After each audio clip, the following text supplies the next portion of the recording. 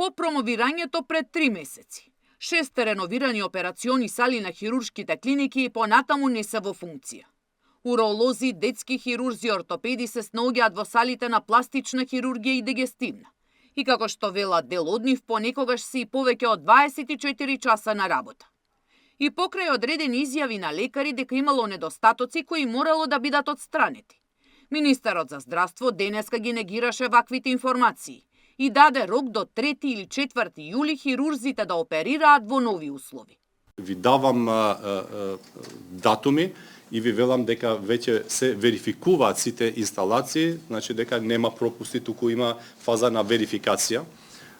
Имаше само едно барање од типот за миење на раци било помало отколку што тие очекувале, па било сменето, како и да е. Значи, овој период нема врска со дали има пропусти, туку со административни процедури кои што се неопходни и тој протокол мора да го следиме. Дека административните процедури се при крај, министерот за здравство најави кон средината на мај. Меѓутоа, реновираните сали на хируршките клиники ќе чекаат отворање на вратите за пациентите во јули. За Азир Алиу промовирањето на кое беа министри и директори не е маркетинг, туку отчет кон граѓаните.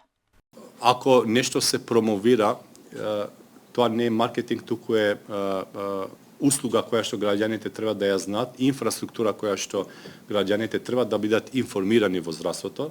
Впрочем, тоа е во опис и попис на Министерството и на министерот и на владата, да ги објави транспарентно сите активности, бидејќи сите активности поврзани со реконструкција значат и пари, трошени јавни средства.